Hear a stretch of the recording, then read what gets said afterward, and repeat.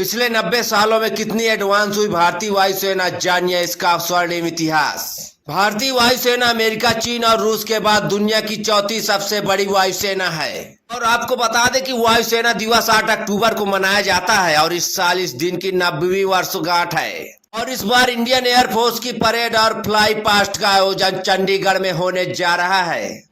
और वायुसेना दिवस पर सिंगल इंजन वाले MiG-21 सहित लगभग 80 विमान चंडीगढ़ के सुखना लेक के ऊपर भव्य प्रदर्शन करेंगे। और चलिए अब हम आपको भारतीय वायुसेना के स्वर्णिम इतिहास के बारे में बताते हैं। भारतीय वायुसेना को आधिकारिक तौर पर 8 अक्टूबर 1932 को स्थापित किया गया था और इसकी पहली उड़ान 1 अप्रैल 1933 को अस्तित्व में आई थी। और भारतीय वायुसेना भारतीय नौसेना और सेना के साथ साथ देश की रक्षा प्रणाली का एक मौलिक और महत्वपूर्ण हिस्सा रही है।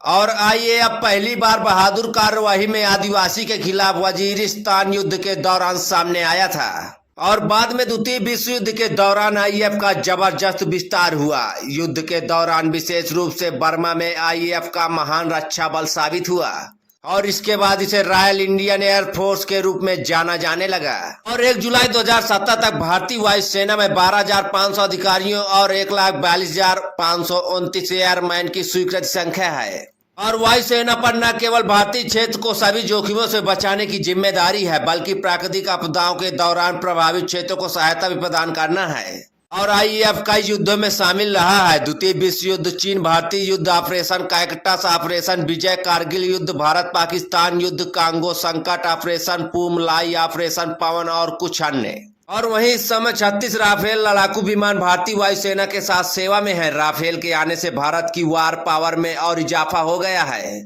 और राफेल उल्का हैमर जैसी मिसाइलों से लैस है। वही मल्टी रोल होने के कारण 2 इंजन वाला Rafale fighter jet air supremacy यानी हवा में अपनी बादशाहत कायम करने के साथ साथ डीप पेनिट्रेशन यानी दुश्मन की सीमा में घुसकर हमला करने में भी सक्षम है। और राफेल जब आसमान में उड़ता है तो कई 100 किलोमीटर तक दुश्मन का कोई भी विमान, हेलीकॉप्टर या फिर ड्रोन पास नहीं फटक सकता है। और साथ ही वो दुश्मन की जमीन में अंदर तक दाखिल होकर बमबारी कर तबाही मचा सकता है। और यही कारण है कि राफेल को मल्टी रोल लड़ाकू विमान भी कहा जाता है। और वहीं सरकार ने 2016 में ब्रह्मोस के हवा से मार करने में सक्षम वेरिएंट को 40 से अधिक सुखोई लड़ाकू विमानों में जोड़ने का निर्णय किया था।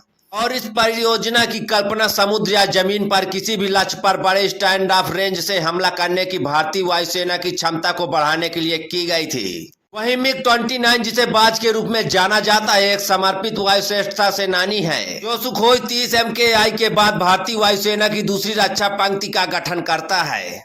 वहीं सेवा में 69 MiG-29 है, जिनमें से सभी को हाल ही में MiG-29 UPG मानक में अपग्रेड किया गया है। और मिराज 2000 को भारतीय वायुसेना में वज्र के रूप में जाना जाता है। IAF वर्तमान में 49 मिराज 2000H और 8 मिराज 2000TH संचालित करता है, जिनमें से सभी को वर्तमान में भारतीय विशिष्ट संशोधनों के साथ मिराज 2005 MK2 मानक में अपग्रेड किया जा रहा है।